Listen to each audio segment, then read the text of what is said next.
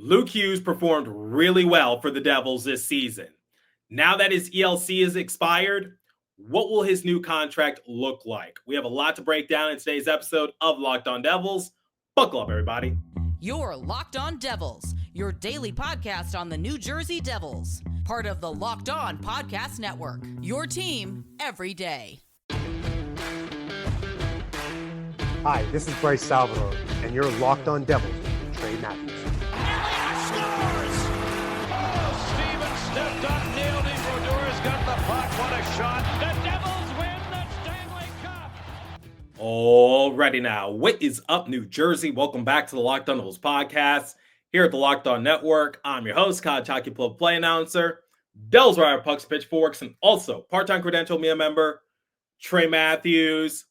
So far this offseason, I've talked about Quinn Hughes, Jack Hughes, but let's talk about the youngest brother, Luke Hughes. Arguably the most talked about brother among the Devils discourse for the time being. Why is that? Well, people are curious. What will his new contract look like? So let's kill two birds with one stone. In the first segment, we're going to get right into it. I don't want to keep you guys waiting in suspense. I will talk about Luke's contract situation, share my thoughts on the matter. Then in the second segment, we will reflect on his 2024-2025 season as a whole. I will share some statistics that caught my eye. And then in the third and final segment, I will talk about my expectations for Luke moving forward. I think it's safe to say, ever since being in the NHL, every single season, he has steadily improved. And I don't think he's anywhere close to reaching his full potential. I think he's only begun to scratch the surface. All right, let's talk about it. Luke's contract. I guess let's start off with the good news. Since he didn't appear in double-digit games during the 2022-2023 regular season, he is not eligible to be given an offer sheet from another team. So that gives the Devils more power in that sort of regards. But unfortunately, that's only part of the battle. Now you got to wonder, what will his contract look like? I did some research courtesy of Jared Moore of allaboutthejersey.com. He recently published an article detailing Luke's 2024-2025 season. He also talked about what a contract might look like for Luke. I will leave a link in the description if you want to check out the full article. I will read you a brief snippet. AFP Analytics is projecting Hughes to get 6 years and $8.39 million on a long-term deal, which frankly seems low given the comparables and the rising cap environment we are in.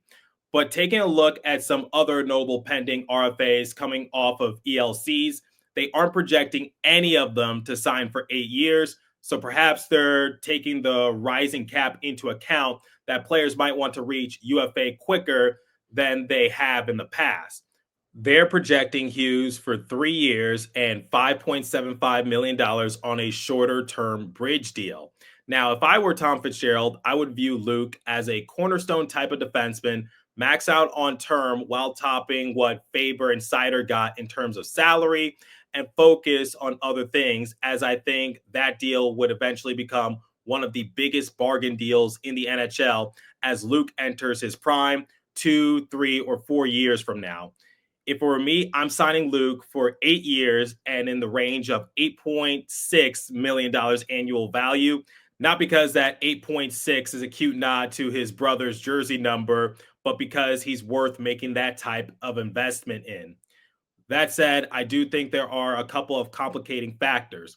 First of all, the Devils' salary cap situation is tightening up. As of this writing, they have just over $12 million in cap space available. Giving Luke a sizable portion of that won't leave a whole lot of space to make improvements elsewhere on the roster, unless Fitzgerald has a plan to jettison some of the dead weight off of the roster. James Nichols touched on it on social media a little bit, and here's what he said. If this summer consists of extending Luke Hughes, ending it there due to quote-unquote lack of cap space and not being aggressive to improve areas of need, it will be a failure. Other organizations have had to make tough decisions to improve. the Devils will have to do the same as well. James also added on to that and said, when you identify core pieces, lock them up as long as possible. Trim fat around the extension. Nick Villano, my boss over at Pucks and Pitchforks, also chimed in and said, setting it up to where Luke doesn't have a contract in place when Jack's ends would be an insane fumble by the front office. I said I'd be willing to wait as long as it takes to get this to 8 years. All right. What are my thoughts on the matter? I agree with everything Jared, James, and Nick talked about. I think you do have to give Luke a long-term deal, because if you give him a short-term deal, you run the risk of running into some complicating factors. I think one of them is, like, what if Quinn, who becomes a UFA in 2027, actually does want to team up with his brothers? How would that look? I'm not saying that's the likely scenario, but I'm sure it's something that the Devils are factoring in. Thanks a lot, Jim Rutherford, for unleashing a can of worms, but digressing a little bit. The Devils do need to make some tough decisions. I've been talking about it throughout the course of the offseason. If Fitzy is serious about not bringing the same team back come next season, then similar to what James said, the Devils are going to have to trim the fat around the Hughes extension. Here are some players that I consider core foundations for the Devils: Jack Hughes, Jesper Bratt, Nico Hischier, Timo Meier, and I guess now Luke Hughes. But who would be on the hot seat for New Jersey? I think some players that come to mind are certainly Dawson Mercer and Eric Haula, because Halla's no trade clause now shifts to a modified no trade clause. There's 6 teams that he put on his no trade list, so that gives the Devils some more flexibility. It's a long shot, but Andre Palat, that's also another option. Whether you trade him or not, that's up in the air. But I saw some articles online saying that buying out Andre Palat's contract is not the worst idea in the world, but I think there's better avenues to explore. And then for Dougie Hamilton, I talked good about Dougie in prior episodes.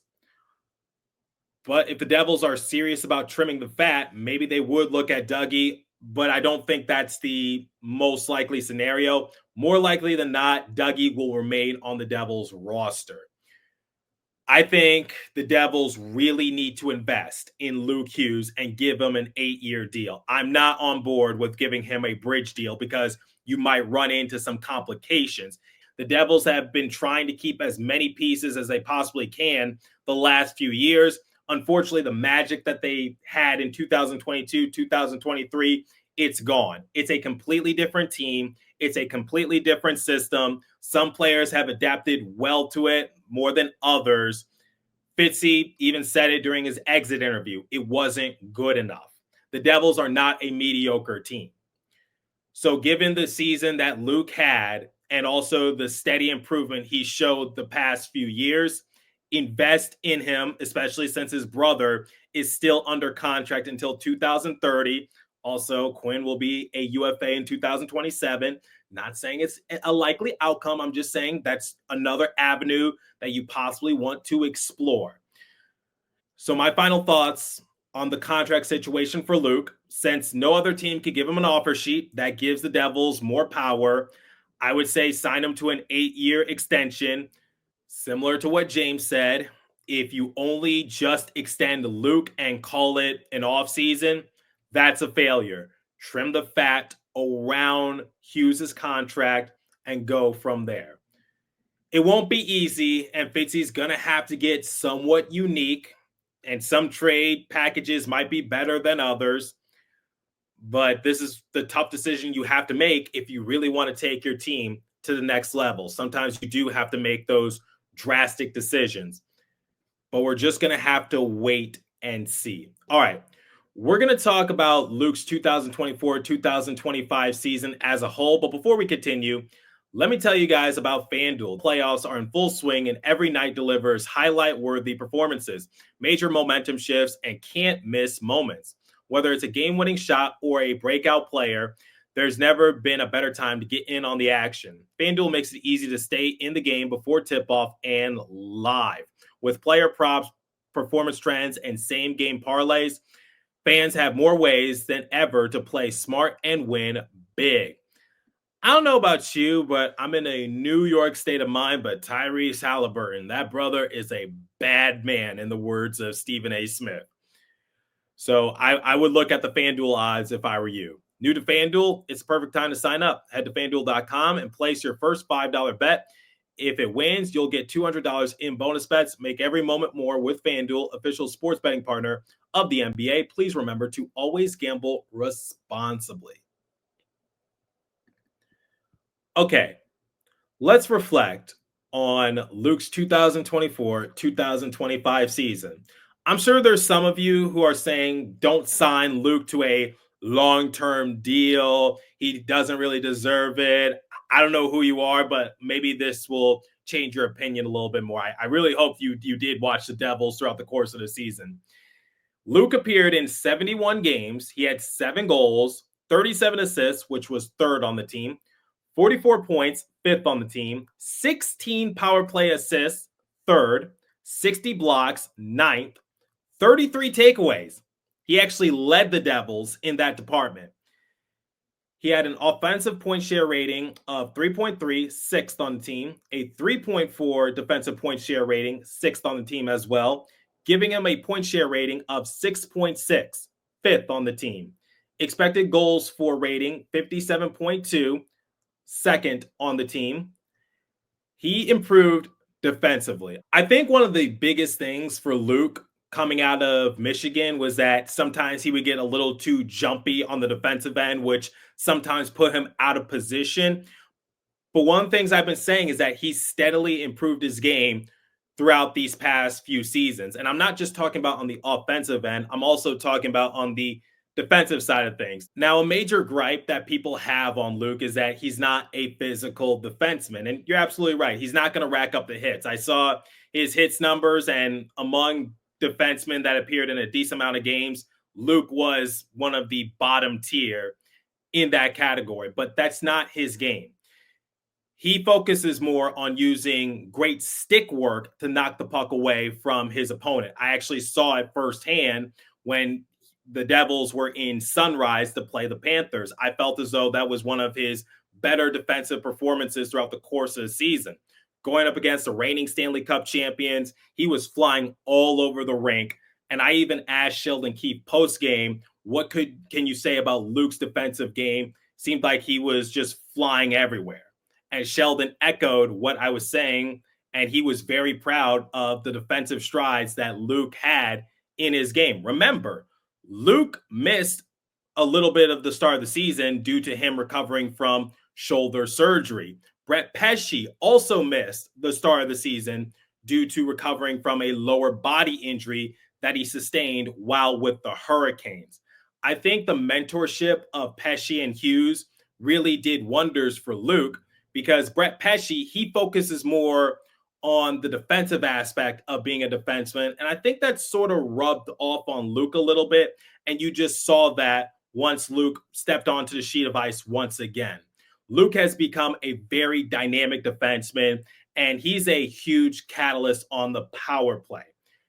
So yeah, he might not lay a big hit on a player to separate the player from the puck, but that's just not how he rolls. He just uses his stick to try to get possession of the puck, and it's worked for him because he led the team in takeaways this season.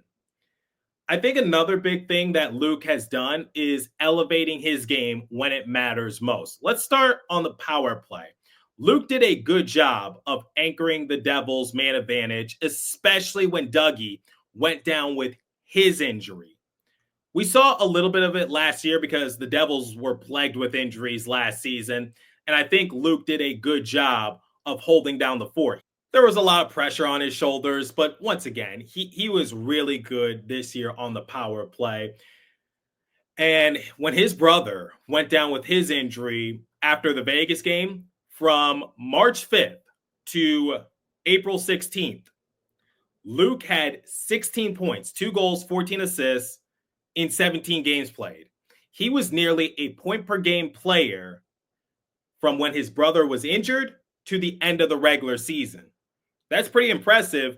Half of those points came via the power play. Remember, not too long after, Dougie sustained his injury, and Luke really filled in the shoes well. So not only did he fill the shoes of his brother's absence, he also filled the shoes of Dougie's absence.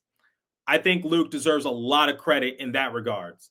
So when I say that Luke has steadily improved his game, I'm not just saying that. I'm saying for his game, stepping up in the wake of some injuries and just adding more to his repertoire, I've been rather impressed with Luke's 2024-2025 season. And it's one of the reasons why I say that the Devils need to invest in him, because I think getting a bridge deal would be a huge risk. I'll talk about his potential momentarily, but to close out this segment, Luke's season unfortunately ended on a sour note. We all remember what happened in game 1 of the playoffs against the Hurricanes. Luke went tumbling into the net. He was holding his upper body. He was holding the shoulder area. He went down the tunnel, and people just thought, oh, this can't be good. Lo and behold, Luke actually returned for the game, but it was clear that he was in serious pain. Like, he was wincing every moment he was not on the ice.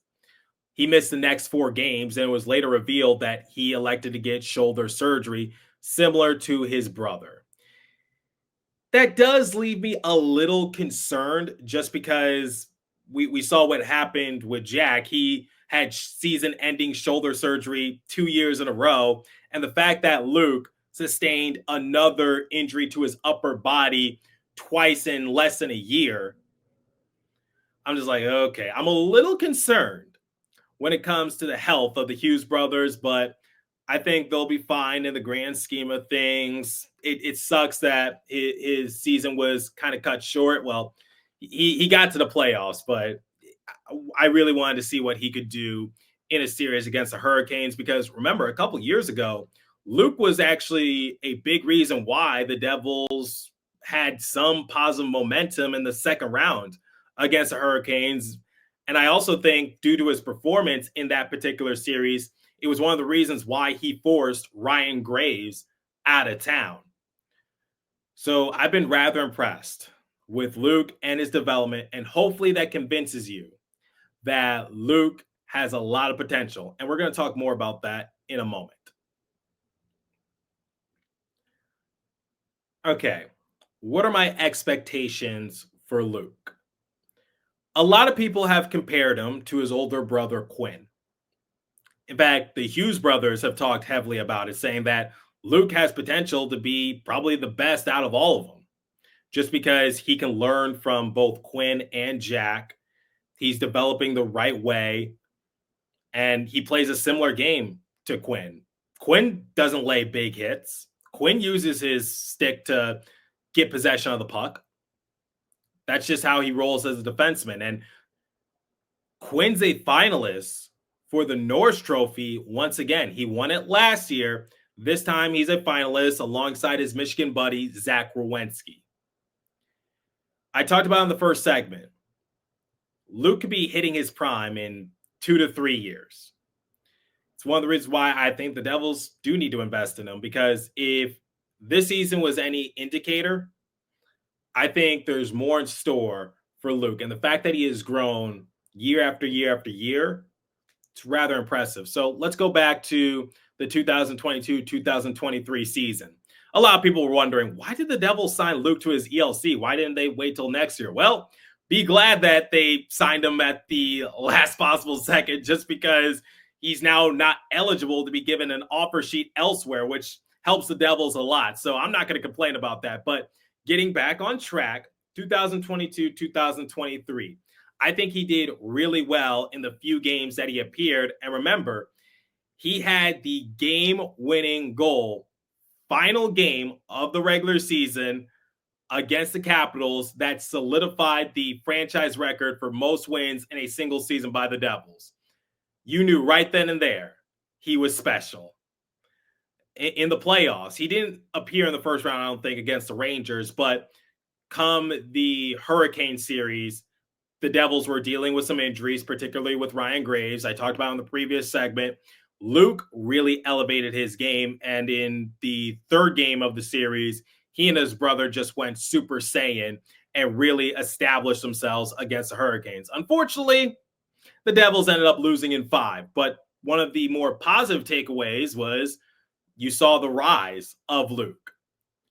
Then 2023, 2024, Devils were riddled with injuries, and Luke needed to step up.